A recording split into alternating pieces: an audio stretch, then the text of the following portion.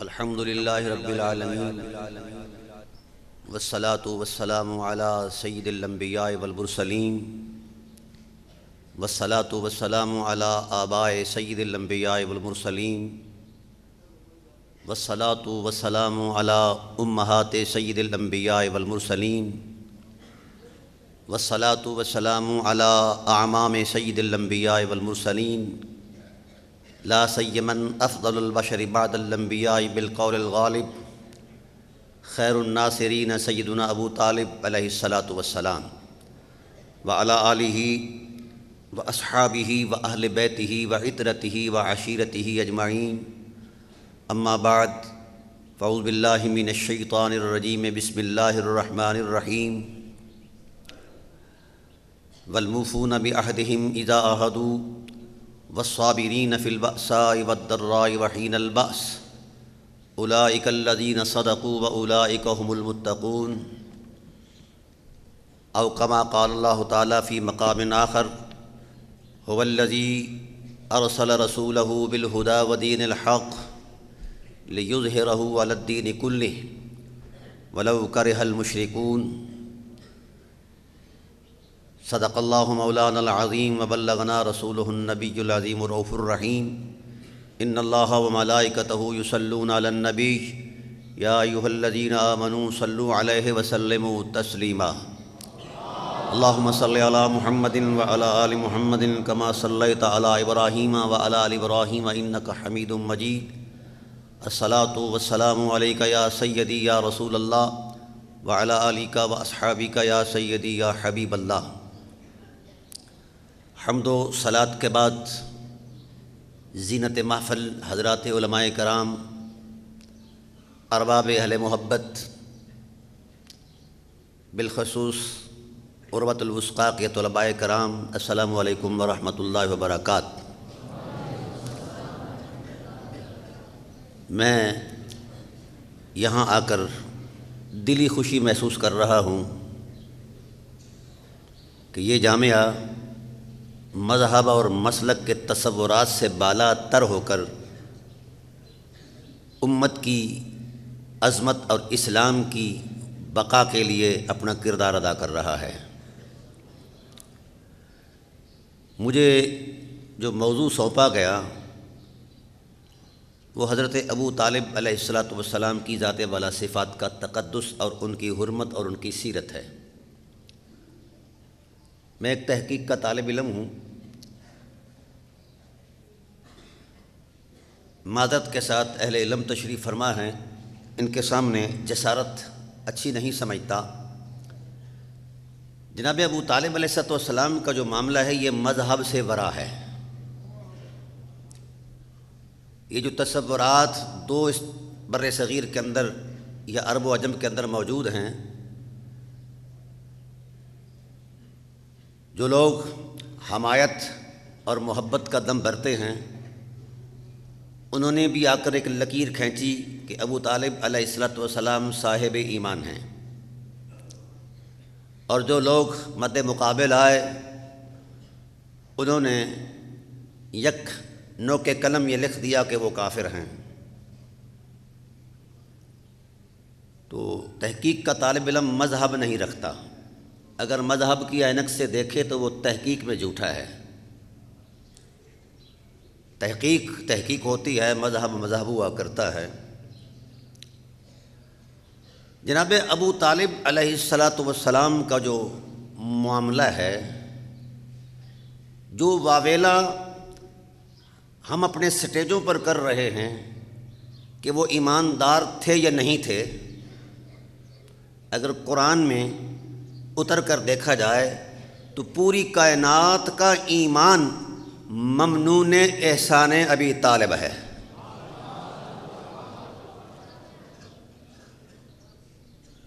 یہ میرے جذباتی جملے نہیں، ان کے پیچھے دلائل ہیں۔ چونکہ وقت نہیں، میں معذرت چاہتا ہوں۔ اس وقت تقریباً اس پچھلے 2 ہفتوں کے اندر میں نے 150 سے زائد کانفرنسیں حضرت ابو طالب علیہ السلام کے وقار پر کی ہیں، تو اب بھی اسی مصروفیت میں جا رہا ہوں۔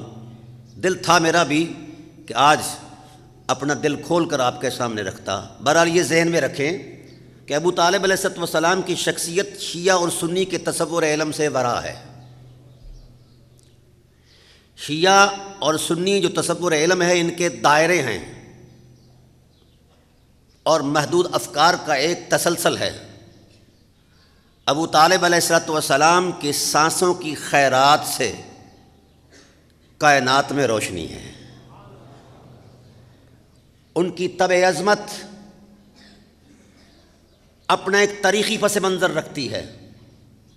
میں ایک حدیث عرض کرتا ہوں، سید عالم صلی اللہ علیہ وآلہ وسلم پر قرآن کریم کی سورہ آل عمران کی آیت نازل ہوتی ہے، ان اللہ اصطفیٰ آدم بنوہا وآل ابراہیم وآل عمران علی العالمین۔ اللہ نے شان مصطفیت عطا فرمائی جناب آدم کو، نوح کو اور آل ابراہیم کو۔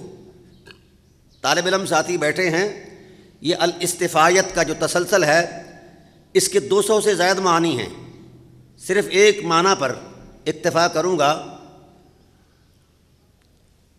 کہ عام طور پر اس کا معنی انتخاب کیا جاتا ہے، چناؤ کیا جاتا ہے، لیکن اس کا یہ معنی نہیں ہے۔ میں اس کو بھی تسلیم کرتا ہوں ایک اعتبار سے، لیکن اس کا معنی کیا ہے؟ التقرب والمحبت بحضور الصمدیت۔ مصطفیت کا جو ٹائٹل ہے یہ محض تشخص نہیں، قرب و حضور الہی میں وہ بلند مرتبہ ہے جس سے اوپر مرتبہ ہی کوئی نہیں ہے۔ مصطفیٰ راہ جاتے ہوئے نہیں بنائے جاتے، مصطفیت کے مرتبے پر فائد ہونے کے لیے بہت راہوں سے گزرنا پڑتا ہے، بڑی کربلائیں سجانی پڑتی ہیں۔ بہرحال تاریخی تسلسل اپنے مقام پر، میں اکثر کوشش یہ کرتا ہوں کہ اپنی خیال آرائی پیچھے رکھوں، ابو طالب علیہ السلام کے تقدس میں جو قرآن آیا ہے وہ بیان کروں، جو زبان رسالت نے فرمایا وہ بیان کروں۔ آیت کریمہ اتری کہ ہم نے شان مصطفیت عطا فرمائی جناب آدم کو، نوح کو، ابراہیم اور آل ابراہیم کو، عالمین پر یہ شان بخشا، عالمین پر یہ تقدس اور حرمت بخشی۔ اور بڑی عجیب بات ہے، اصحاب رسول نے عرض کی جہاں پناہ عالم، آپ ذرا نبوی وضاحتوں کے ساتھ اس مصطفیت کے تقدس کو بیان فرما دیجئے۔ تو میرے رسول نے نبوی زبان سے فرمایا، ان اللہ اصطفیٰ آدم واصطفیٰ من بنی آدم ابراہیم واصطفیٰ من بنی ابراہیم اسماعیل واصطفیٰ من بنی اسماعیل کنانا واصطفیٰ من بنی کنانا نزارا واصطفیٰ من بنی نزارا قریشہ واصطفیٰ من بنی قریش ہاشم و بنی ہاشم واصطفیٰ من بنی ہاشم بنی عبد المطلب واصطفانی انا مصطفیٰ من مصطفین او کما قال النبی صلی اللہ علیہ وسلم۔ فرمایا سب سے پہلا شرف آدم کو شان اصطفایت کا اس لیے ملا کہ اللہ نے محبت بھری زبان سے کہا آدم تم مصطفیٰ ہو، اس لیے کہ تم پہلے مخزن ہو وجود محمد کے۔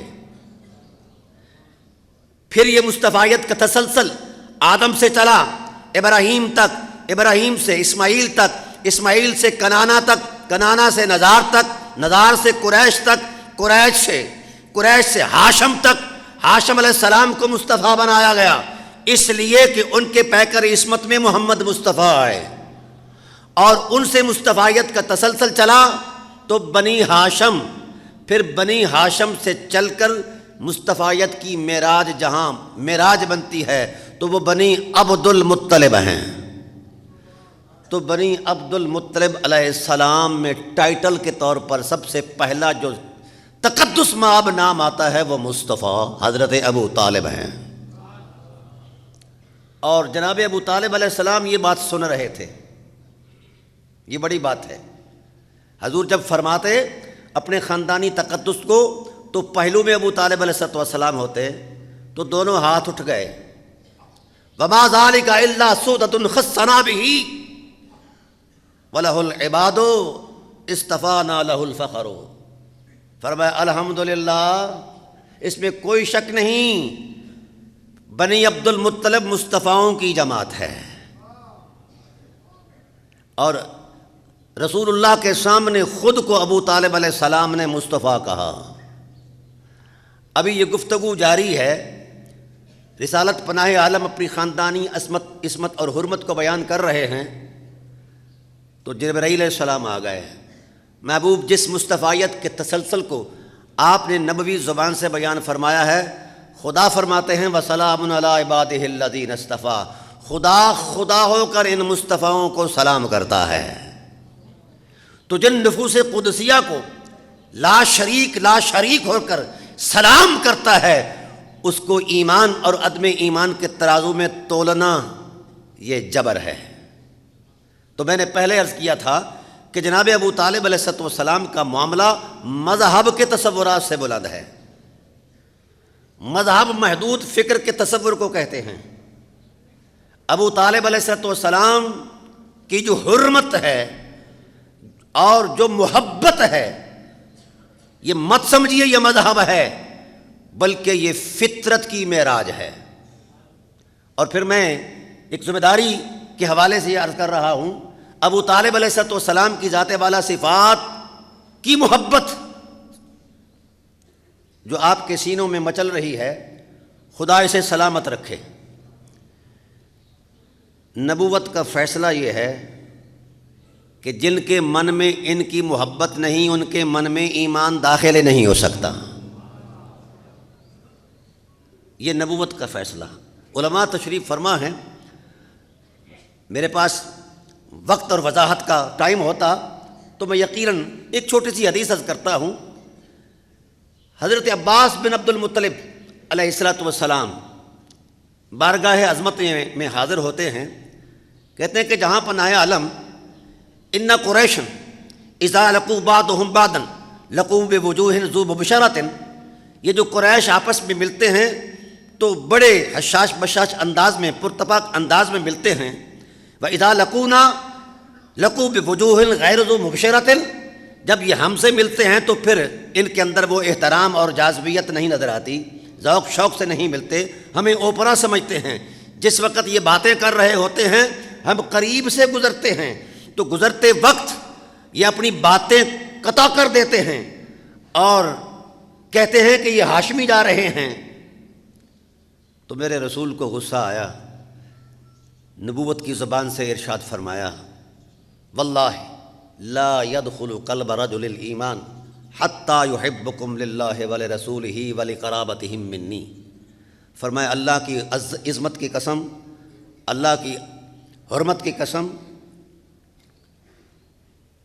جب تک کائنات کی باسی تم سے محبت نہیں کرتے، ہاں یہ جملہ میں بھول گیا، اذا ما بال اقوام اذا رأوا الرجل من اہل بیتی۔ علماء تشیع سے بھی میرا ایک شکوہ ہے، ہم نے اہل بیت کا ٹائٹل چند نفوس قدسیہ کے تصور میں آ کر لپیٹ دیا ہے۔ اہل بیت نبوت کا پہلا نقش اول والدین محمد ہیں، دوسرا نقش اول جناب ابو طالب علیہ السلام ہیں۔ جو ان کو اہل بیت کی عظمت میں قبول نہیں کرتا، یقین نہیں کرتا، وہ اہل بیت کی حرمت کے ساتھ مذاق کرتا ہے۔ کیوں نہیں اہل تشیع کے سٹیجوں پر اہل بیت نبوت کی عظمتوں میں پہلی عظمت کا تصور کیوں نہیں دیا جاتا؟ چلو اہل سنت کو تو گلا ہو سکتا ہے کہ انہوں نے کلمہ پڑھا ہے کہ نہیں پڑھا، جو کلمے کا یقین رکھتے ہیں کم از کم جو پہلا نقش اول ہے اہل بیت کی عظمت میں وہ حضرت ابو طالب علیہ السلام کی ذات والا صفات ہیں۔ تو میرے رسول نے فرمایا اذا رأوا الرجل من اہل بیتی، کوئی شیعہ کوئی سنی ابو طالب علیہ السلام کو اہل بیت مانے نہ مانے، میرے نبی نے فیصلہ دے دیا ہے ابو طالب اہل بیت کا امام ہے، اہل بیت کی شان ہے، اہل بیت کی حرمت ہیں، اہل بیت کا تقدس ہے، اہل بیت کا وقار ہے، اہل بیت کے تقدس کی حرمت کی بقا کی ضمانت ہے۔ یہ میرے رسول نے فتویٰ دیا ہے، کوئی شیعہ دے نہ دے، کوئی سنی دے نہ دے۔ فرمایا اذا رأوا الرجل من اہل بیتی۔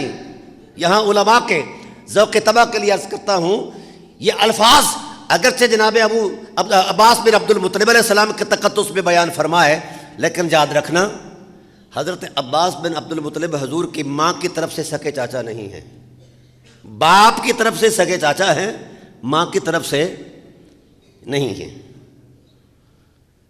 تو جو شخص ایک قدم پیچھے کھڑا ہے وہ اگر نبوت کی نگاہ میں اہل بیت ہے تو جو ہر قدم آگے بڑھ گیا ہے۔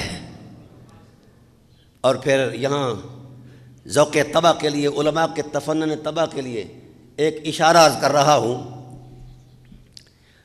جناب ابو طالب علیہ السلام کتنا بڑھے مصطفیٰ کے قریب، ایک آپ کی تاریخی روایات ہیں، مذہبی علمی اعتبارات ہیں۔ آج ذرا مذہب سے بلند ہو کر قرآن کی سادہ لوحی میں اتر کر مقام ابو طالب کا جائزہ لیں۔ ہمارے اہل سنت کی کتابوں کے اندر حضرت سیدنا صدیق اکبر رضی اللہ تعالیٰ عنہ کے تقدس اور حرمت کو بیان کی جاتا ہے کہ ان کی صحابیت بڑی قطعی ہے اور یقینی ہے، اور اس ضمن میں آیت کریمہ پیش کی جاتی ہے، ثانی اثنین اذ ھما فی الغار اذ یقول لصاحبہ لا تحزن ان اللہ معنا۔ ہاں میں جانتا ہوں، اس پر میرا یقین ہے، اعتماد ہے۔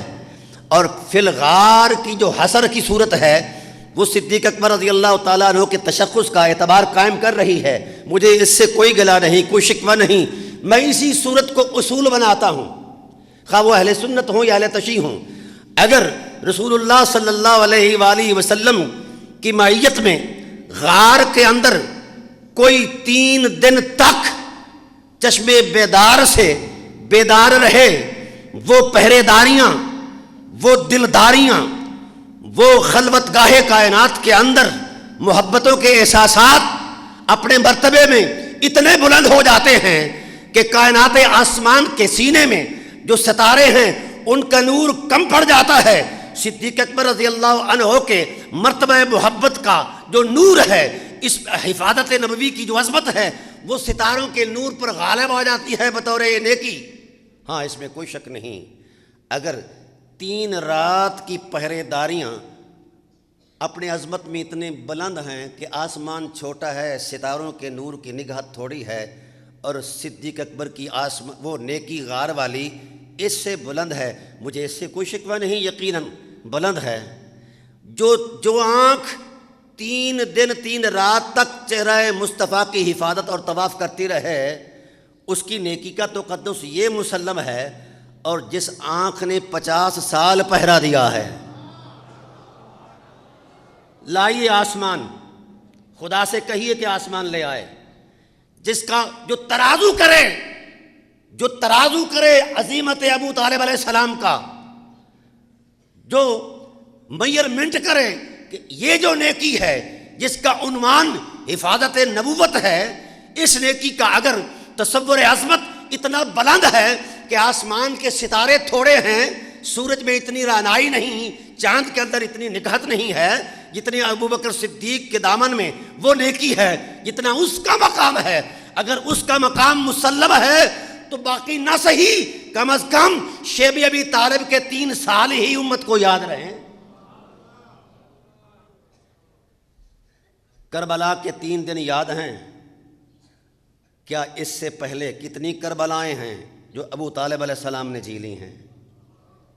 کیوں امت کو یاد نہیں؟ مذہب سے ہٹ کر کردار کی عظمت میں آؤ، پتہ چلے گا ابو طالب کون ہے، پتہ چلے گا، کیونکہ مذہب مخصوص دائروں کا نام ہے۔ اب آئیے میں ایک چھوٹی سی عرض کرتا ہوں، جو عرض کر رہا تھا سورہ توبہ کی آیت کے حوالے سے کہ ثانی اثنین اذ ھما فی الغار اذ یقول لصاحبہ، یہ نص ہے صحبت، اور اہل سنت کے علماء اس کو صدیق اکبر کی صحابیت کی قطعیت میں نص مانتے ہیں۔ ہاں یقیناً نص ہے، معیت بھی نص ہے، صحبت بھی نص ہے، اور اس کی دلالت چونکہ قطعی نہیں ہے، ثبوت تو قطعی آیت کا، دلالت قطعی نہیں، تاہم ایک تواتر موجود ہے کہ غار میں وہی تھے، تو دلالت بھی قطعی ہو گئی، معنی ایسا ہے۔ آئیے ایک اور طرف بھی چلتے ہیں، یہاں ہم نے اس تصور عظمت کو یقین کیا، یہ آئینہ بناتا ہوں، اس کی روشنی میں دیکھیں ایک اور مقام بھی ہے جو اس سے بھی بلند ہے۔ یہاں صحابیت ہے، یہاں صحبت ہے، معیت ہے۔ جناب ابو طالب علیہ السلام وہ ذات ہیں کہ مرتبہ صحابیت بھی ان سے چھوٹا ہے۔ مرتبہ صحابیت، اگر ان کو صحابی کہا جائے،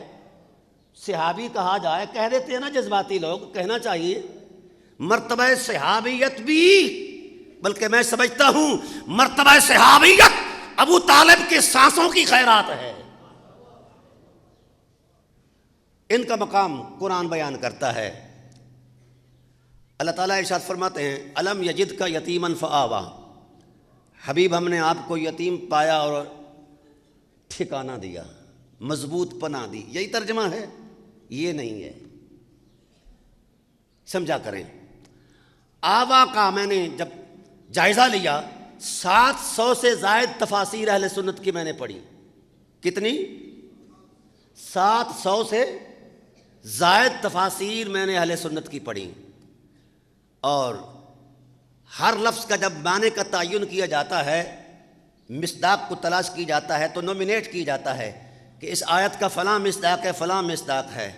اب تشیع تو ایک طرف، تسنن سے پوچھتا ہوں آئیے آوا کا کائنات میں مجھے ابو طالب کے علاوہ کوئی مصداق بتائیں، روئے کائنات سے۔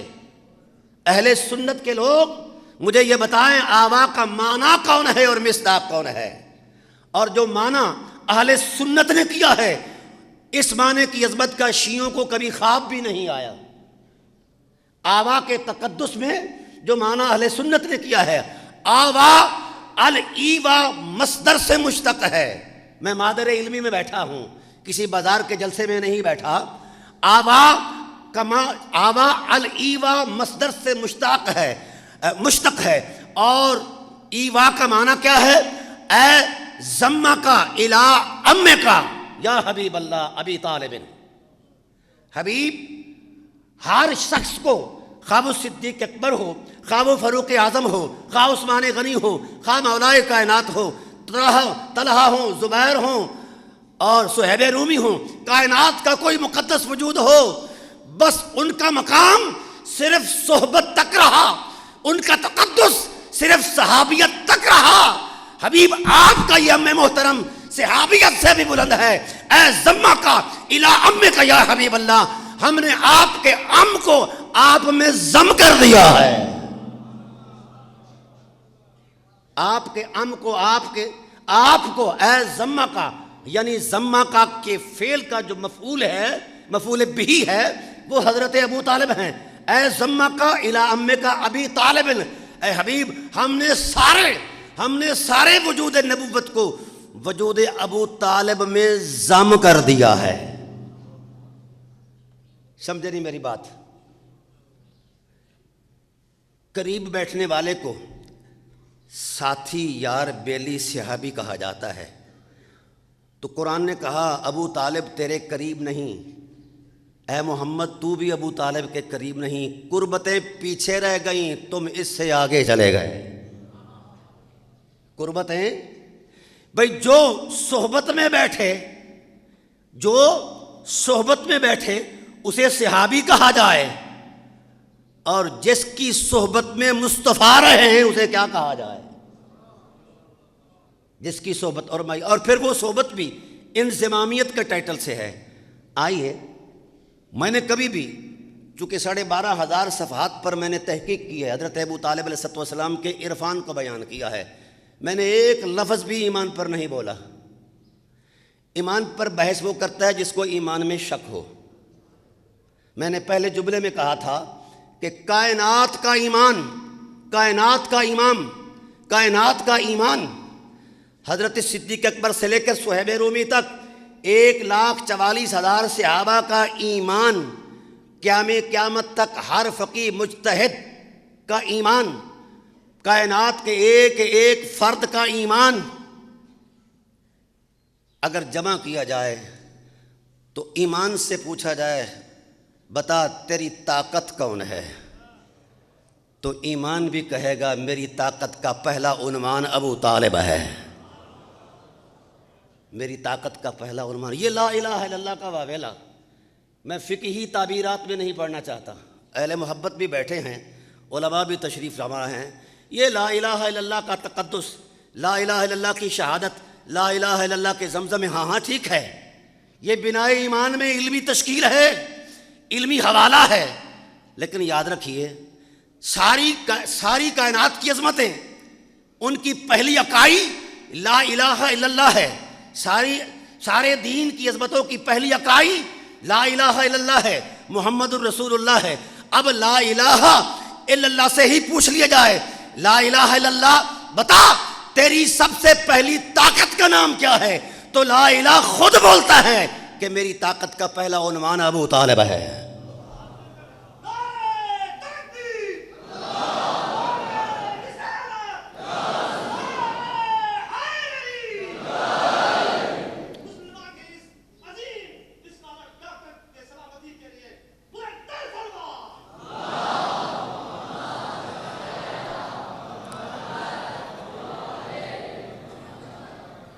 لا الہ الا اللہ کی دعوت کب شروع ہوئی؟ جب رسالت پناہ عالم صلی اللہ علیہ وسلم 40ویں سال میں پہنچے۔ یہ ایک تاریخی حوالہ ہے، حقیقت ہے۔ لا الہ الا اللہ کی تشکیل، لا الہ الا اللہ محمد رسول اللہ کی دعوت کا آغاز جبل ابو قبیس کی چوٹی پر اس وقت ہوا جب میرے رسول صلی اللہ علیہ وآلہ وسلم 40 برس کی عمر میں تھے۔ اس سے پہلے سرزمین عرب لا الہ الا اللہ سے آشنا ہی نہ تھی۔ اس سے پہلے کائنات عرب لا الہ الا اللہ کی عظمتوں سے متعارف ہی نہ تھی۔ میں پوچھتا ہوں میزاب رحمت میں کھڑے ہو کر 17 سال کی عمر میں میزاب رحمت کعبہ کے نیچے، وہ میزاب جانتے ہیں آپ، اس کے نیچے کھڑے ہو کر 17 سال کی عمر مبارک میں کس نے کہا تھا ملک الناس لیس لہ شریک هو الوهاب والمبدئ والمعید ومن تحت السماء له بحق ومن فوق السماء له عبید؟ ابھی تو نبی پیدا ہی نہیں ہوئے، ابھی تو نبی لا الہ الا اللہ کا حوالہ فطرت پیدا ہی نہیں ہوا۔ اس کی پیدائش سے بھی کئی سال پہلے کعبۃ اللہ کے حرم میں جا کر کس نے کہا ہے اے اللہ تو لا شریک ہے؟ جس نے کہا ہے اسے ابو طالب کہتے ہیں۔ ابھی ہم جستجو کر رہے ہیں کہ لا الہ الا اللہ کب چلا ہے، تاہم عرض کرنا چاہتا ہوں کہ خود لا الہ الا اللہ بول رہا ہے۔ آپ کہیں کہ شاید ہو سکتا ہے یہ ڈاکٹر صاحب کا وجدانی جملہ ہے، آئیے ہم قرآن سے پوچھ لیتے ہیں۔ اللہ تعالیٰ ارشاد فرماتے ہیں یریدون ان یطفئوا نور اللہ بافواہہم ویأبی اللہ الا ان یتم نورہ ولو کرہ الکافرون۔ یریدون ان یطفئوا نور اللہ، قرآن۔ کفار مکہ نے مل کر فیصلہ کیا کہ محمد کا مقابلہ نہیں ہو سکتا، نہ اس جیسی ہمارے پاس شخصیت ہے، نہ اس کے پاس جو کتاب ہے ہمارے پاس وہ کتاب ہے، نہ اصحاب رسول جیسا جذب اور جنون اور مستی ہے، تو پھر ہم محمد کا مقابلہ کس فورم پر کریں، کس پلیٹ فارم پر کریں؟ تو سارے قبائل نے مل کر طے کیا کہ ہم بنی ہاشم کو دیت دے دیں گے، خون بہا دے دیں گے، اس لیے محمد کو قتل کر دیں اور نور خدا کے اس دیپ کو ختم کر دیں، بجھا دیں، اس لیے ہم ان کو دیت دے دیں گے، مل کے یہ جان چھوٹ جائے گی۔ ادھر انہوں نے مکر کیا، ادھر انہوں نے اپنے تصور بہمیت کے اندر یہ سوچا، ادھر ارادہ الہی نے، ارادہ خداوندی نے ایک فیصلہ کیا۔ یریدون ان یطفئوا نور اللہ بافواہہم، حبیب انہوں نے ارادہ کر لیا ہے اللہ کے نور کو منہ کی پھونکوں سے بجھا دیں۔ واللہ متم نورہ، واللہ متم نورہ، اللہ ارادہ کر رہا ہے، اللہ نے طے کر لیا ہے کہ اپنے نور کو متمم کرے گا، مکمل کرے گا، اپنے نور کی حفاظت کرے گا۔ اے اللہ، اس وقت چند لوگ ہیں، کلمہ گو ضرور ہیں، مگر اپنا کردار نہیں دے سکتے، کچھ خاموش ہیں، کچھ چھپے ہوئے ہیں، کچھ ہجرت کر کے حبشہ چلے گئے ہیں۔ پروردگار عالم اتمام نور کا اہتمام کیسے ہے؟ یہاں بدر بھی نہیں کہ جبرائیل علیہ السلام آ جائیں، احد بھی نہیں کہ ملائک آ جائیں، کوئی ایسی صورت نہیں ہے۔ پروردگار عالم اس اتمام نور کی صورت کیا ہے؟ فرمایا میرے حبیب میرا اعتماد موجود ہے، میرا اعتماد موجود ہے۔ اے اللہ تیرا اعتماد کیا ہے؟ فرمایا حبیب جس کی آغوش میں تم پلے ہو ابو طالب وہ میرا اعتماد ہے، وہ متمم نور بن کر میدان میں آئے گا۔ ابھی یہ باتیں ہو رہی تھیں کہ سید بطحہ افضل البشر بعد الانبیاء بالقول الغالب خیر الناصرین سیدنا ابو طالب علیہ السلام اٹھے اور تلوار کو میان میں سے نکالا اور حرم میں آ کر کہا اقیم علی نصر النبی محمد اقاتل عنہ بالقناء والقنابل۔ سب سے پہلی حمایت محمد میں جو تلوار اٹھی وہ ابو طالب کی ہے۔ ابھی بدر کا مارکہ بھی بعد میں آنا ہے جس کو یوم الفرقان یوم التقى الجمعان کا ٹائٹل دیا جاتا ہے۔ احد بھی بعد میں بپا ہونا ہے، تبوک بھی بعد میں بپا ہونا ہے۔ ابھی کچھ نہیں ہے، ابھی تنہا ہے، کوئی جماعت نہیں۔ اور حیرت ہے، علماء سے معذرت سے عرض کرتا ہوں، قرآن کہتا ہے کہ اللہ نے تمہاری مدد کی فرشتوں کے ساتھ ب50,000 مصومین، نشان زدہ فرشتوں کے ساتھ۔ ہاں آئے فرشتے، اقدم گھوڑے پر چڑھ کر جبرائیل آیا، حیزم گھوڑے پر چڑھ کر جبرائیل آیا، ملائک آئے، 5,000 فرشتے آئے، بدر میں آئے، اور بھی مقامات پر معاونت آتی رہی۔ مجھے بتایا جائے 10 سن نبوی تک رسول کی حفاظت کے لیے نہ جبرائیل آیا ہے نہ کوئی صاحب آیا ہے۔ 10 سن نبوی تک میرے رسول کی حرمت کا جس ذات نے پہرا دیا ہے اسے ابو طالب کہتے ہیں۔ اور حیرت ہے، پہروں میں جو جذب تھا، کبھی تھوڑا سا پر غور کر لیں تو آپ کو بہت کچھ نظر آ جائے گا۔ مستی یہ تھی کہ دن بھر تو پہرا ہوتا ہی تھا، جب رات ہوتی پو پھوٹتی تو روشنی ہو جائے تو ستارے چھپ جاتے ہیں، تو ابو طالب ستاروں سے جھگڑا کرتے، شکوہ کرتے، تم ساری رات میرے رفیق سفر رہے، اے ستاروں اذا تصوبت النجوم ولا انوب، ستاروں تم نے بھی روشنی کی چادر اور اوڑھنی کو اوڑھ کر آرام کر لیا ہے، آنکھیں بند کر لی ہیں، میری آنکھ نہیں بند ہوتی، تم سو گئے ہو، میں نہیں سوتا، ستاروں مجھ سے پوچھو میں کیوں نہیں سوتا؟ اس لیے نہیں سوتا کہ اگر ابو طالب سو گیا تو کائنات کا بخت سو جائے گا۔ 50 سال تک جس نے اپنی آنکھ کو جھپک کر نہیں دیکھا، کوئی ایک رات اسلحہ پر پہرا دے تو اس کو جنت کا ٹائٹل دیا جاتا ہے، اور 50 سال تک جس نے آنکھ بند ہی نہیں کی، کوئی ہے مائی کا لال؟ یہاں آج میں معذرت سے اہل علماء، اہل تشیع علماء ہیں یا اہل سنت کے علماء ہیں، ان سے عرض کرتا ہوں، آج ہم اپنے ٹائٹل کے حوالے سے اپنی کہانیاں چلا رہے ہیں، چلائیں، مجھے اس سے کوئی شکوہ نہیں۔ جو اہل تشیع نے کہا اہل تسنن نے کہا غلط، جو اہل تسنن نے کہا اہل تشیع نے کہا غلط۔ آئیے ایک راہ دے رہا ہوں جس کو کوئی غلط نہیں کہہ سکتا۔ تشیع کی بڑی سے بڑی ترجیح اور توجیہ کو ہم غلط کہہ سکتے ہیں، تسنن کی بڑی سے بڑی علمی بات کو ہم رد کر سکتے ہیں، خواہ ہٹ درمی سے ہی کر سکتے ہیں۔ آئیے ایک حقیقت پیش کر رہا ہوں جس کو نہ تشیع رد کر سکتا ہے نہ تسنن رد کر سکتا ہے، اس لیے وہ خیال پر مشتمل نہیں ہے، وہ فطرت کی معراج ہے۔ آئیے اگر امت کو آج وحدت کی عظمت میں جمع کرنا ہے، امت کو آج بچانا ہے، دین کی بقا کے لیے آج کردار اگر ادا کرنا ہے تو مکتبہ فکر کے تصورات سے بلند ہو کر کچھ دیر کے لیے امت کا ہر مکتبہ فکر بو طلبی ہو جائے۔ ہم نے اپنے ٹائٹل میں شیعہ بھی لگا لیا، سنی بھی لگا لیا، تو جہاں سے بقائے دین کی ضمانت موجود ہے وہاں کیوں نہیں جاتے؟ دین اس وقت بھی باقی رہا جب دین کی حفاظت کے لیے حضرت ابو طالب اکیلے تھے.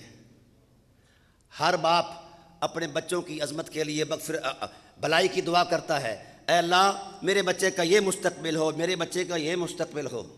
سلام ہو اس باپ کی حرمت کو جس نے جب بھی دعا کی، اے اللہ یہ بیٹے تو نے دیے ہیں، میری روح بھی تیری رحمت سے تقاضا کرتی رہے گی. اے اللہ اگر تو نے میری روح کو ٹھنڈا کرنا ہے تو پھر میرے بچوں کی قربانی محمد کے حق میں قبول فرما لے. ہے کوئی باپ ایسا جو ہر روز اٹھ کر آئے ہائے یا بنیا مولا کائنات کے کندھے پر ہاتھ رکھ کر جناب ابو طالب علیہ السلام ہر روز سبق دیتے ہیں، تربیت کرتے ہیں. یا بنیا اصبرن یا بنیا فالصبر احجا کل حی مسیرہ للشعوب الصبر بلاء والبلاء الشدید لفداء الحبیب وابن الحبیبی. یہ کون کہہ رہا ہے؟ بیٹے سے کہہ رہے ہیں بیٹا. ہائے ہائے ہائے ہائے. مجھے ایک جملہ یاد آ رہا ہے، وقت کے دامن میں اتنی گنجائش نہیں ورنہ میں اس جملے پر میں 3 گھنٹے گفتگو کرتا. وہ جملہ یہ ہے، اس کا ترجمہ کر دیتا ہوں. کہا علی فرتبتہ امہ اما علی فرتبتہ امہ ونشعل بقتل لہ وتتزیدا. علی تو جانتا ہے تجھے تیری ماں کس جذبے سے پال رہی ہے؟ بابا فرمائیے کس جذبے سے پال رہی ہے؟ فرمایا اس جذبے سے پال رہی ہے کہ تجھے محمد پر قربان کرنا ہے. علی اس دن سے اپنی پوری فطری استعداد کے ساتھ کھڑے ہو گئے قربانی کے لیے، اپنے آپ کو تیار کر رہے ہیں. اور پھر جب دیکھا حضرت ابو طالب علیہ السلام کی ذات والا صفات نے کہ علی کامل ہو گئے ہیں اس استعداد میں، تو جب بھی علی سوئے ہوئے ہوتے تو قدموں کی طرف آ کر کھڑے ہو جاتے ابو طالب. علی کی آنکھ کھلتی تو کہتے بابا آپ میرے باپ ہیں، ادھر کیوں کھڑے ہیں؟ تو وہ کہتے فَأُكْرِمُ بِمَنْ يُفْضِي إِلَيْهِ.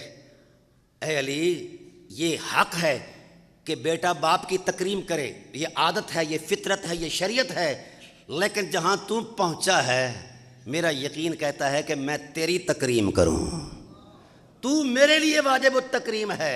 بابا کیوں؟ کہا جب سے تو نے طے کر دیا ہے کہ علی نے محمد پر قربان ہونا ہے، تب تک تو اس وقت سے لے کر آج تک تو میری محبتوں کا قبلہ بنا ہوا ہے. جو بچوں کی تربیت ہی یہاں سے کرے کہ قتل ہونا ہے، دعا نہیں کرنی کہ یا اللہ ان کو بچایا جائے، یا اللہ ان کا مستقبل روشن بنا دے، یا اللہ یہ میرے بڑھاپے کا سہارا بنے. جب بھی کسی بچے سے ابو طالب مخاطب ہوتے تو یہی کہتے کونوا فدن لکم، تمہیں پیدا ہی اس لیے کیا گیا ہے کہ تم محمد پر قربان ہونا ہے. تو جس کی سیرت میں یہ رونق حیات ہو، جس کے پاس یہ نصاب وفا ہو، آئیے دعوت دے رہا ہوں خدا کے لیے. اگرچہ کرائے پر ہی آ جاؤ، میں کرایہ دوں گا سب علماء تشیع کو، علماء تسنن کو، کہ کچھ دیر کے لیے آپ بو طلبی ہو جائیں. ہونا کیوں نہیں، میں معذرت کے ساتھ، کہ ابو طالب علیہ السلام کی اسوے میں کیا ہے، سیرت میں کیا ہے. ابو طالب نے پہلا سانس بھی رسول پر قربانی سے دیا ہے اور آخری سانس بھی اسی قربانی پر آیا ہے. ابو طالب نے دیا ہے، لیا کچھ نہیں ہے. ہم تو آمادہ ہوتے ہیں نا کہ ہمیں دیا جائے، خواہش ہوتی ہے. جو دین سے لیتا ہے وہ اتنا وفادار نہیں جو دین کو دے کر خوش ہوتا ہے، وہ جتنا وفادار وہ ہوتا ہے. اس لیے میں چاہتا ہوں کہ امت اس وقت لوٹ آئے ان مذہبی تصورات سے. اگر دین کی بقا کی آپ خواہش رکھتے ہیں تو بو طلبی ہو جائیں. ہم نے بہت کھٹی کر لی، شیعہ بن کے بھی، سنی بن کے بھی، لیکن نتیجہ کوئی نہیں نکلیا، نتیجہ نہیں نکلا. دین نتیجہ دیتا ہے. آپ 6 ماہ پر کرائے پر آ جائیں، بو طلبی ہو کے دکھا دیں، ضمانت دیتا ہوں اس بات کی کہ دین بھی غالب ہے، کیونکہ اس کی فطرت میں ہے لِيُظْهِرَهُ عَلَى الدِّينِ كُلِّهِ، لِيُظْهِرَهُ عَلَى الدِّينِ كُلِّهِ. دین کی فطرت میں غلبہ ہے.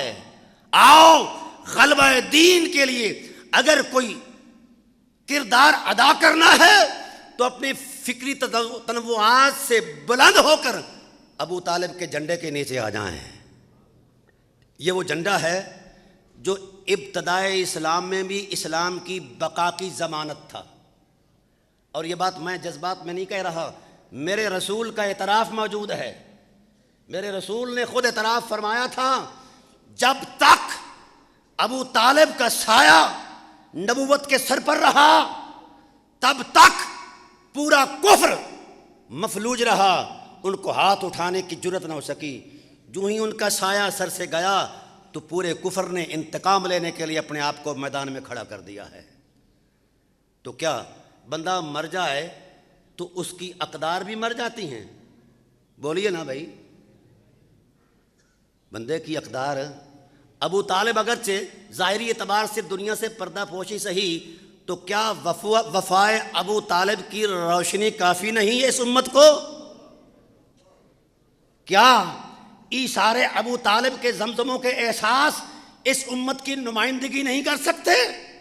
میں بطور سنی اپنے آپ کو پیش کروں کہ جناب والا میں قیادت کروں، بطور شیعہ کوئی شیعہ عالم دین اٹھ کر کھڑا ہو کر یہ کہے کہ اس امت کی بقا کے لیے، دین کی حفاظت اور استقامت کے لیے ہم اپنا کردار ادا کریں؟ نہیں، ابو طالب گائیڈ موجود ہے، ابو طالب کا کردار موجود ہے، اور اس کردار پر قرآن کی 2400 آیتیں روشنی بیان کر رہی ہیں۔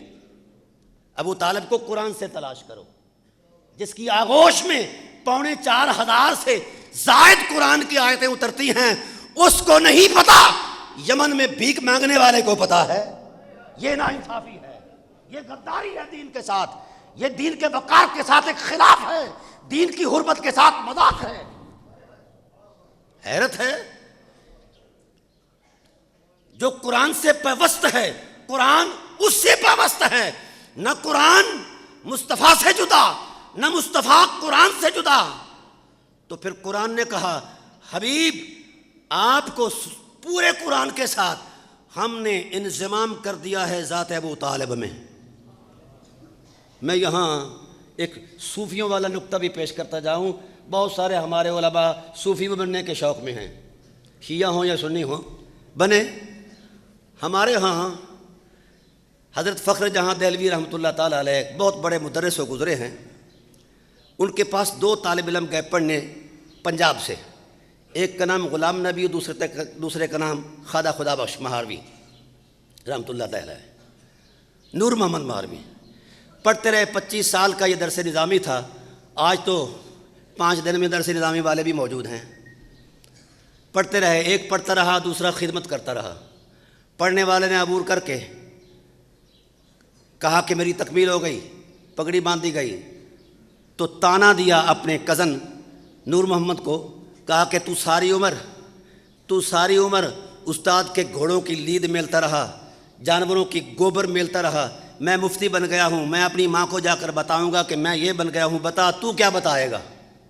تو دل پر چوٹ لگی، آیا تو میں بھی اس لیے تھا، لیکن میرے نصیب میں شاید نہیں۔ تو محبت بری آنکھوں سے آنسو بہے، روئے، آہو بقا شروع ہو گئی، گریہ زاری شروع ہو گئی۔ فخر جہاں دہلوی کو پتہ چلا کہ آپ کا خادم خاص رو رہا ہے۔ فخر جہاں دہلوی آئے، کہا نور محمد بیٹا کیا ہوا؟ کسی نے مارا؟ جی نہیں۔ ستایا؟ جی نہیں۔ پریشان کیا؟ جی نہیں۔ روتا کیوں ہے؟ کہا آقا تیرے پیار کا تانا ملا ہے، تیرے پیار کا تانا ملا ہے۔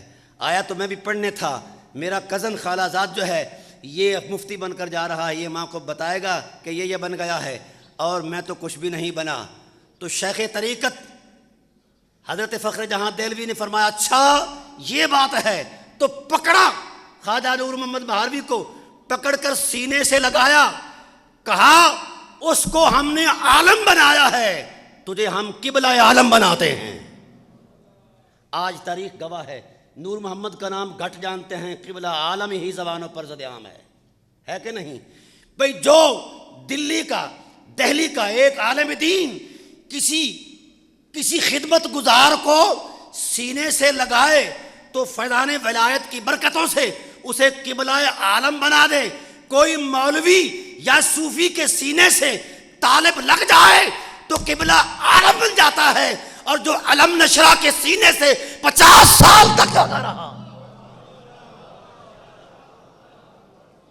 وہ ولایت کا سینہ ہے، یہ نبوت کا سینہ ہے، اس پر صرف انعکاس نور ہوتا ہے، ادھر وہی نازل ہوتی ہے۔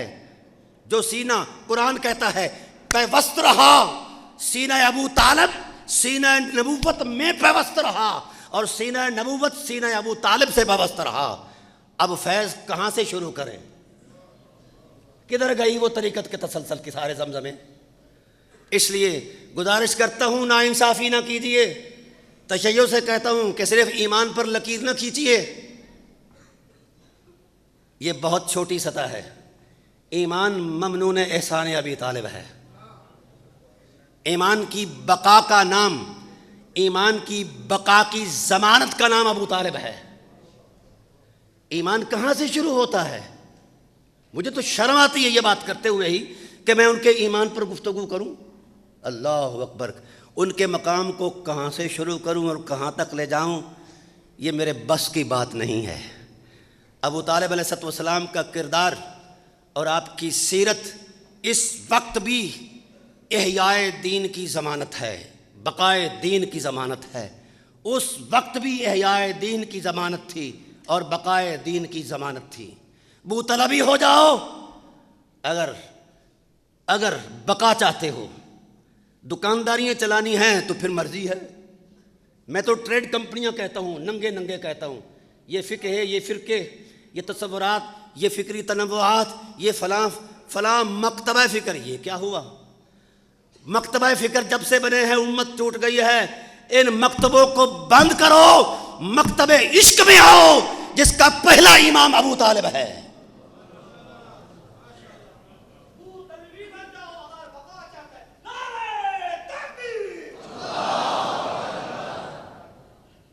تو پھر فرقہ کوئی نہیں رہے گا۔ یہ مارکیٹیں ضرور بند ہوں گی، لیکن زمین کی سطح سے لے کر آسمان کی چوٹیوں تک اسلام کے غلبے کا نور ہوگا۔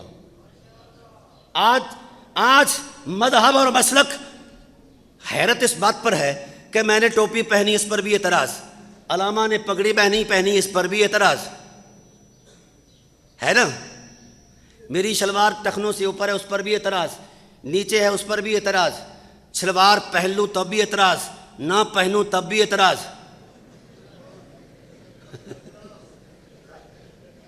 معذرت چاہتا ہوں علماء سے، بقائے دین کی اگر جنگ لڑنی ہے، یہ بچے بیٹھے ہیں، آپ دین کا مستقبل ہیں، آپ کیا ہیں؟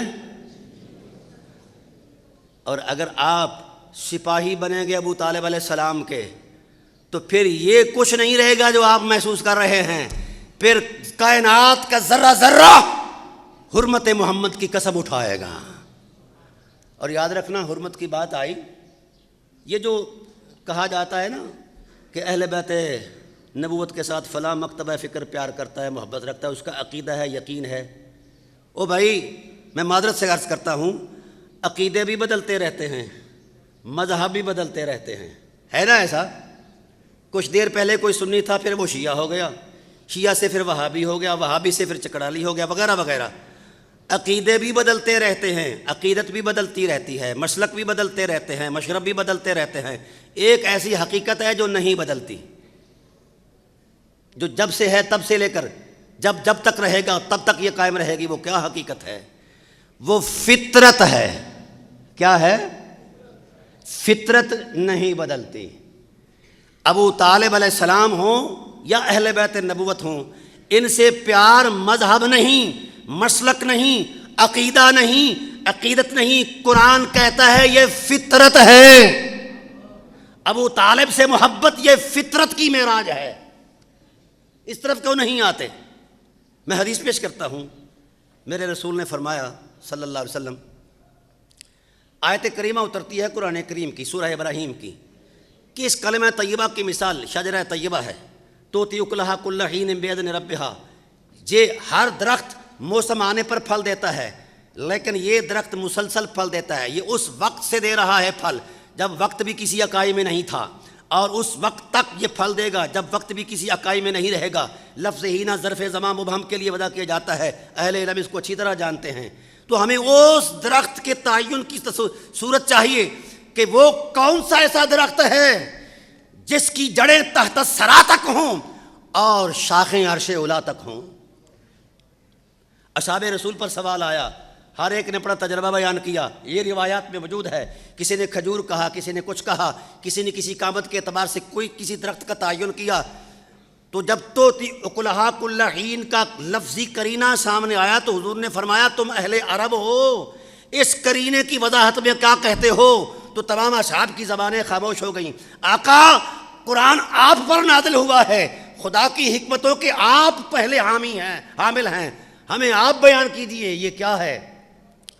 فرمایا یہ مشرق مغرب کا شرقی اور غربی درخت نہیں ہے جو کھجور کی تمثیل میں ہو یا اور کسی بڑے لمبے چوڑے درخت کی تمثیل میں ہو۔ آقا کیوں؟ فرمایا توتی اکلہا کل حین کا جو قرینہ ہے یہ ابتدا سے لے کر انتہا تک، بلکہ ابتدا سے بھی پہلے انتہا کے بعد بھی یہ فیض بار رہے، اس درخت کا تصور دے رہا ہے۔ وہ درخت کہاں ہے، کیا ہے؟ اصحاب رسول پر سختہ طاری ہو گیا۔ آقا فرمائیے وہ درخت جس کی نشاندہی کلمہ طیبہ کی تمثیل کی عظمت میں بیان کی گئی ہے، وہ درخت کیا ہے؟ تو میرے نبی نے یوں نبوت کا ہاتھ لہرایا، نبوت کے ہاتھ کو لہرا کر انگلی کو نبوت کے سینے پر رکھا، فرمایا آنا شادراتن، آنا شادراتن ولکاہوہا علی بن ابی طالب وحملوہا فاطمہ بنت محمد وثمروا حسن و حسین والمحبون اہل بیتی والمحبون اہل بیتی ورقھا انا فی الجنہ لقاؤہا فی الجنہ حملوہا فی الجنہ ثمرها فی الجنہ حملوہا فی الجنہ ورقھا فی الجنہ حقا حقا حقا کما قال النبی۔ میرے رسول نے فرمایا وہ درخت میں ہوں جو اس آیت کا معنی اور مصداق ہوں، اور میری شاخیں علی المرتضیٰ ہیں، ہاں میری شاخیں فاطمۃ الزہرا ہیں، شاخیں علی المرتضیٰ ہیں، اور شاخوں پر شگوفے فاطمۃ الزہرا ہیں۔ شگوفوں کے نرم پردوں میں ڈھلے ہوئے جو پھل ہیں میٹھے وہ حسن مجتبیٰ اور شہید کربلا ہیں۔ آپ یہ کہہ رہے ہیں کہ ہم مذہب رکھتے ہیں، رسول نے تو اس محبت کی عظمت کو مذہب کے تصور میں بیان نہیں کیا۔ ایک لمحہ بھی کہیں کوئی شخص ثابت کر دے، میرے رسول عارف فطرت بن کر تشریف لائے ہیں، آپ فطرت کی روشنی میں فطرت کو رونق دیتے ہیں، قرآن وحی کی روشنی میں فطرت کی نور کی عظمت کو بیان کرتے ہیں۔ تو میرے رسول نے یہ ارشاد فرمایا میں درخت ہوں، علی شاخیں ہیں، فاطمہ شگوفے ہیں، حسنین پھل ہیں۔ یہ ورقھا کی ہا کی ضمیر کا جو مرجع ہے وہ بھی شجرہ ہے، مرجع اور ضمیر کے درمیان جو معنوی مناسبت ہوا کرتی ہے یہ ایک فطری حقیقت ہے۔ تو طے یہ ہوا کہ میرے رسول نے اپنی اہل بیت کی محبت کو مذہب کے سپرد نہیں کیا، مسلک کے سپرد نہیں کیا، مشرب کے خیال آرائیوں کے سپرد نہیں کیا۔ میرے رسول کی نبوت والی زبان نے طے فرمایا کہ اہل بیت سے محبت فطرت کی معراج ہے، اور جو اہل بیت سے محبت کرنے والے ہیں وہ یہ نہ سمجھے کہ ہم تورانی ہیں، کالے ہیں، گورے ہیں، پاکستانی ہیں، انگلستانی ہیں۔ فرمایا جس من میں ان نفوس قدسیہ کی محبت ہوگی، جس طرح درختوں کے پتے وجود درخت کا حصہ ہوا کرتے ہیں، اے اہل محبت جو اہل بیت نبوت سے محبت کرتے ہو تم بھی وجود نبوت کا حصہ قرار پاؤ گے، یہ مقام دیا ہے۔ اور پھر پتے جڑوں پر نہیں لگتے، پتے اوپر آ کر سجائے جاتے ہیں۔ تو میرے رسول نے فرمایا جس طرح درختوں کے پتے اس کی رونق ہوا کرتے ہیں اور اس کے سر ماتھے پر ہوا کرتے ہیں، اے اہل بیت نبوت سے محبت کرنے والو تمہیں بھی محمد اپنے یہاں مقام دیتا ہے۔ یہ محبت کرنے والوں تو یہ کون سا مذہب ہے؟ یہ نہ شیعہ مذہب ہے، نہ سنی مذہب ہے، نہ بریلوی مذہب ہے، نہ دوسرا نہ تیسرا، یہ خدا کے رسول کا فیصلہ ہے، اور قرآن کریم نے بھی اسی بات کو بیان کیا۔ بہرحال میں آپ کے اور علماء کے درمیان حائل نہیں ہونا چاہتا، میرے ذمہ یہ تھا کہ سیرت ابو طالب علیہ السلام پر گفتگو کروں۔ میں نے ویسے تقریباً 250-300 آیات کو سیرت ابو طالبی کی روشنی کے اعتبار سے میں نے ترتیب دیا تھا، لیکن چونکہ میں چاہتا ہوں کہ وعدہ خلافی اچھی نہیں ہے، ابھی ہزاروں لوگ 200 سے زائد آستانے وہاں جمع ہیں جہاں میں جا رہا ہوں، اور میں گزارش کروں گا تمام علماء سے کہ اب کس وقت کا انتظار کر رہے ہیں جب یہ سامراج طاغوت سر پر چڑھ آئے گا. ابھی ہم اپنے جوڑ توڑ میں ہیں، کون کیا کہہ رہا ہے کر رہا ہے. سامراج اگر کودا ہوا ہے میدان میں تو پھر ہم نے کیوں برقع پہنا ہوا ہے؟ سامراج کو آج کا تو نہیں ہے، شروع سے ہے، ازل سے ہے یہ سامراج کا تسلسل. تو پھر ہم کیوں برقع پہنے؟ گزارش کروں گا علماء اہل سنت سے بھی اور علماء اہل تشیع سے بھی کہ مذہب کے تصورات سے بلند ہو کر حضرت ابو طالب کے جھنڈے کے نیچے آ جائیں. اور ایک خوشخبری آپ کو پیش کرتا ہوں کہ حضرت ابو طالب علیہ السلام کی شخصیت پر میں نے بلوچستان میں ایک یونیورسٹی میں خطاب کیا تھا. وہاں ہزاروں طلباء بھی تھے، اساتذہ بھی تھے. تو وہاں میں نے حضرت ابو طالب علیہ السلام کی جو اسلام کی بقا کے لیے سرگرمیاں تھیں اس پر تھوڑی سی بحث کی کہ ابو طالب علیہ السلام وہ شخص ہیں جس نے سب سے پہلے منظم جد و جہد کی ہے اسلام کی بقا کے لیے، اور ایک جماعت بنائی جس کا نام ہے جماعت الہاشمیہ. کیا نام ہے؟ اور فرمایا یہ مصطفیٰؤں کی جماعت ہے. خود ابو طالب کہتے ہیں. اور کہتے کیا ہے؟ کاشن کیا دیا. میں معذرت سے عرض کرتا ہوں، آپ حضرت ابو طالب کو جس بھی شخصیت اور تشخص میں دیکھیں، آپ کو اجازت ہے دیکھتے رہیں، لیکن میں نے جو قرآن سے سیکھا ہے، خدا کی غیرت کا دوسرا نام ابو طالب ہے. ساری زندگی غیور عظمت کے ساتھ پورے کفر کے سامنے سد سکندری بن کر رہے، پورے کفر کو دبوچے رکھا اور کہتے کیا رہے؟ للکارتے رہے، آؤ کفار مکہ دم خم ہے تو میرے محمد کے قریب آ کر دکھاؤ. اور میرے مصطفیٰ کے کندھے پر جس دفعہ پتہ چلانا کہ حضور خاموش تبلیغ کرتے ہیں تو جناب ابو طالب حضور سے خفا ہوئے تھوڑے سے. کہا میری جان کیا لا الہ الا اللہ حق نہیں؟ فرمایا ابا کیوں نہیں، حق ہے. کہا محمد رسول اللہ سچ نہیں؟ کہا ابا سچ ہے. کہا پھر یہ چھپ چھپ کے بازو پکڑا میرے نبی کا، حرم کعبہ میں لے آئے. وہاں سارے رؤساء بیٹھے تھے.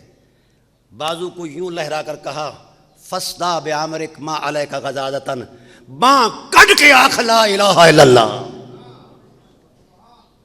فصدا بعمرک ما علیک غضاضۃ وابشر وقر منہ عیونا. للکار کے کہو لا الہ الا اللہ. خدا کی رحمت یہ منظر دیکھ رہی تھی. جبرائیل سے کہا جاؤ میرے محبوب سے کہو ابو طالب ٹھیک کہتے ہیں. فصدا بعمرک فصدا بما تومر واعرض عن المشرکین. تو حضور نے تھوڑی سی نگاہ پھیر کر سوال بری نگاہوں سے سوال کیا کہ بابا حالات اس بات کی اجازت نہیں دیتے، حالات اس بات کی اجازت نہیں دیتے. تو کیا ابو طالب نے کیا کہا کہ سمجھوتا کر لیتے ہیں، ڈائلاگ کر لیتے ہیں، ٹیبل ٹاک کر لیتے ہیں؟ نہیں، سمجھوتے وہ لوگ کرتے ہیں جو کمزور ہوا کرتے ہیں. جن میں غیرت ہوتی ہے وہ سمجھوتے نہیں کرتے، ٹکرا جایا کرتے ہیں. کہا سمجھوتے والی بات نہیں، بے شک پورا مکہ ایک طرف اور تیرا چاچا ایک طرف. واللہ لن یصلوا الیک بجمعہم حتی اوسد فی التراب دفینا. خدا کی عظمت کی قسم ان میں جرت نہیں کہ تجھ طرح ہاتھ پہنچا سکے. تو بھائی غیرت بوطلبی کے امین بن جاؤ، چھوڑ دو مذہب شذب، یہ بعد میں دیکھا جائے گا.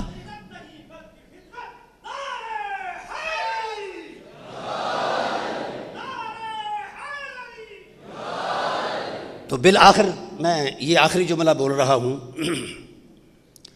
ابو طالب علیہ السلام کی سیرت ایک ایسی روشن حقیقت ہے، ایک ایسا روشن آئینہ ہے. اس میں ہم اپنی تراش خراش کریں، میدان میں آئیں. کفر جلالت بوطلبی سے پہلے بھی بھاگ جاتا اور خوف زدہ رہتا تھا، اب بھی انشاءاللہ العزیز بھاگ جائے گا.